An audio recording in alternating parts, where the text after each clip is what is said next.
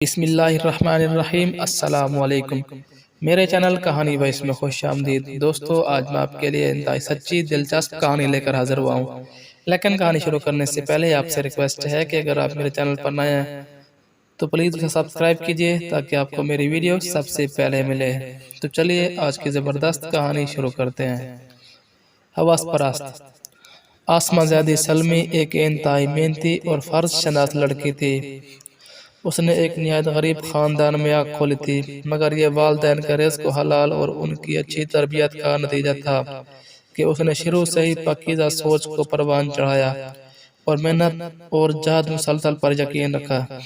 سلمی کے والد ایک مقامی فرم میں معمولی ملازم تھے اور والدہ مکمل طور پر ایک گھریلو خاتون تھی، جن کی سوچ اپنے گھر سے شروع ہوئی تھی اور وہیں پر ختم۔ باہر کی دنیا کے بارے میں وہ مکمل طور پر ناآشنا تھی۔ مسز جبار ایک سیدھی سادی خاتون تھی، جنہیں اپنے 3 بچوں کو تعلیم دلوانے کا شوق جنون کی حد تک یہی وجہ تھی کہ نامساعد حالات کے باوجود بھی جبار صاحب نے اپنے بچوں کو حسب و تفیق سکولوں اور کالجوں میں پڑھایا۔ سلمی ان کی سب سے بڑی بیٹی تھی۔ اس کے بعد عامر اور شہد، تینوں بہن بھائیوں میں 2 سال کا فرق تھا۔ سلمی نے میٹرک کے بعد FA اور BA بھی امتیازی نمبروں سے پاس کیا۔ آگے وہ MA ایجوکیشن کی تیاری کر رہی تھی کہ شہد سے شادی ہو گئی۔ شہد بنیادی طور پر ایک شریف اور مہذب انسان تھا۔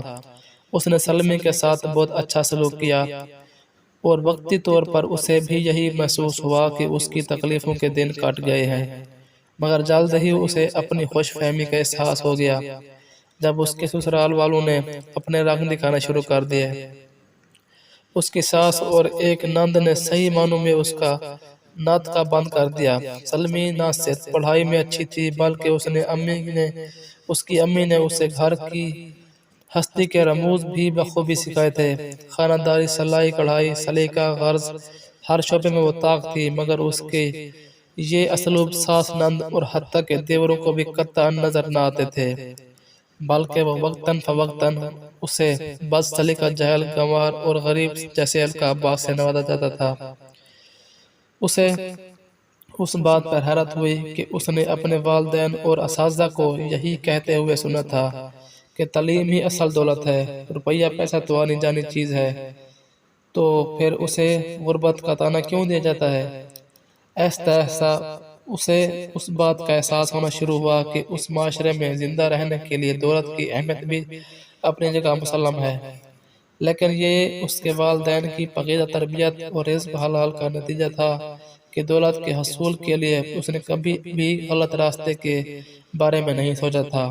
قدرت نے بھی اسے اپنی حالات کو بہتر بنانے میں مدد دی۔ سچ کہتے ہیں کہ نیت نیک ہو اور انسان کا عزم سچا ہو تو اللہ تعالیٰ غیب سے ایسی امداد مہیا کرتے ہیں جہاں سے اسے گمان بھی نہیں ہوتا۔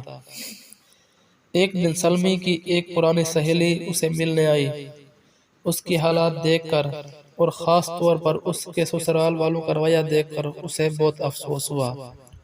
سلمی بھی اس سے سچ کو چھپا نہ پائی اور اس نے روتے ہوئے اپنی تمام داستان غم اسے سنا ڈالے۔ رضیہ اس کی ہمدرد سہیلی تھی۔ اس نے مشورہ دیا کہ وہ علامہ اقبال اوپن یونیورسٹی کی فاصلاتی تعلیم کی سہولت سے فائدہ اٹھانے اور اپنا MA مکمل کرے اور اس طرح وہ گھریلو کام بھی کر سکے گی اور اپنی تعلیم بھی بڑھا لے گی۔ چنانچہ اس نے کچھ بچت کر کے اور اپنے شوہر کی رضا مندی سے وہاں اپلائی کر دیا۔ ساس کو پتہ چلا تو اس نے آسمان سر پہ اٹھا لیا کہ اب گھر کا کام کون کرے گا، گھر کی ذمہ داری کون اٹھائے گا؟ تو شہد نے انہیں سمجھایا کہ اس نظام میں سلمی کا یونیورسٹی جانا ضروری نہیں، اس لیے وہ گھر کے کام کو بھی سر انجام دیتی رہے گی۔ سلمی سلائی کڑھائی میں تو ماہر تھی۔ اللہ تعالیٰ نے اس کی ایک اور طریقے سے بھی مدد فرمائی۔ وہ کچھ اس طرح کہ اس کے گھر کے قریب ایک بوتیک شروع ہوئی اور اس کی مالکن کپڑوں کی سلائی کرنے والی کچھ ماہر خواتین کی ضرورت تھی۔ سلمی کو پتہ چلا تو اس نے خاتون سے بات کر کے کام آرڈر لے لیا۔ گھر کی سلائی مشین پر اس نے موٹر لگوائی اور ساتھ ہی اس کی اچھی تعلیم اور ریکارڈ کی وجہ سے قریبی پوش علاقے کے کچھ بچوں نے بھی اس سے ٹیوشن لینی شروع کر دی۔ اس نے انہیں اتنے اچھے طریقے سے پڑھایا کہ وہ اس کے گردیدہ ہو گئے۔ جب اس کی ساس اور دیوروں نے دیکھا کہ وہ گھریلو کام کرنے کے ساتھ پیسے بھی کما رہی ہے تو انہوں نے سختی بھی کم کر دی۔ وہ لالچی لوگ تھے۔ شاہد کے علاوہ دونوں دیور پڑھائی میں بالکل پیدل تھے۔ سلمی نے ان کو پڑھانے کی بہت کوشش تھی مگر وہ بگڑ چکے تھے۔ اسی طرح کی نند بھی میٹرک کر کے گھر میں فارغ تھی اور اسے سارا دن تیار ہو کر ٹی وی دیکھنے کے علاوہ اور بھابھی کی شکایتیں لگانے کے علاوہ کوئی کام نہ ہوتا تھا۔ سلمی کی ماں جب یہ ساری صورتحال دیکھتی تھی تو اسے بہت رنج ہوتا، مگر پھر شاہد کی شرافت اور اس کے حسن سلوک کو دیکھتے ہوئے اسے کسی حد تک صبر آ جاتا اور اپنی بیٹی کے اچھے نصیبوں کو دعائیں کرتی ہوئی چلی جاتی۔ شادی کو 2 سال گزر گئے۔ سلمی کو گود ابھی تک خالی تھی۔ اس کی ساس کے چلائے ہوئے نشتروں میں اس کے بانجھ ہونے کے طعنوں کا اضافہ بھی ہو چکا تھا۔ اسی دوران اس کا MA بہت اچھے نمبروں سے پاس ہو گیا اور اس نے سپلائزیشن کے لیے آگے اپلائی کر دیا۔ شاہد کی بھی پرموشن ہو گئی۔ سلائی ٹیوشن کا کام بہت بڑھ گیا تھا مگر سلمی کو جیسے اللہ تعالیٰ نے آنی حوصلہ دیا تھا وہ چپ چاپ اپنے سسرال والوں کے مظالم برداشت کرتی اور اپنی ساری کمائی ان کے حوالے کر دیتی۔ شاید یہ سب کچھ دیکھتا مگر ماں بہن بھائی کے آگے بولنے کی ہمت نہ تھی۔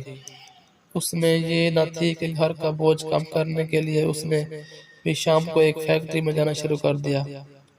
اسی دوران حکومت کی طرف سے سکولوں نے پرنسپل اور سینئر اساتذہ کی خالی نشستوں کا اشتہار اخبار میں چھپا۔ تجربہ نہ ہونے کی وجہ سے سلمی پرنسپل کی سیٹ کے لیے اپلائی تو نہ کر سکی مگر اس نے سینئر ٹیچر کی پوسٹ کے لیے فارم جمع کر دیا۔ ساتھ ہی اس کا MA فیل بھی مکمل ہو رہا تھا۔ اسے منتخب ہونے کی نوید مل گئی مگر جو سیٹ ملی وہ سندھ کے پنو آکل میں تھی۔ اس نے اپنے شوہر سے بات کی اور شاہد نے کچھ تگ و دو کے بعد اپنے گھر والوں کا مادہ کر لیا۔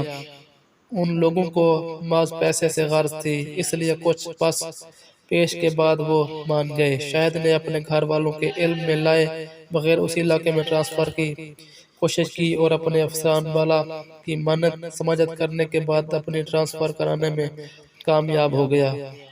خدا نے جیسے ان دونوں کو صبر اور اچھی نیت کا ثمر دیا۔ جیسے ہی وہ دونوں پنو آکل شفٹ ہو گئے سلمی کی گود بھی ہری ہو گئی۔ 5 سالہ تجربہ مکمل ہونے پر اس نے پرنسپل کے لیے درخواست دی اور تحریری امتحان بھی پاس کیا۔ اچھے تعلیمی کیریئر اور شاندار ریکارڈ کو مد نظر رکھتے ہوئے انٹرویو پینل کے اراکین نے کامیاب امیدواروں میں سے پہلے نمبر پر منتخب کیا۔ اسی دوران اللہ تعالیٰ نے اسے ایک بیٹی اور بیٹے سے بھی نواز دیا تھا۔ شاہد نے اپنی بہن کا رشتہ دفتر کی ایک عمر رسیدہ کلرک سے کر دیا۔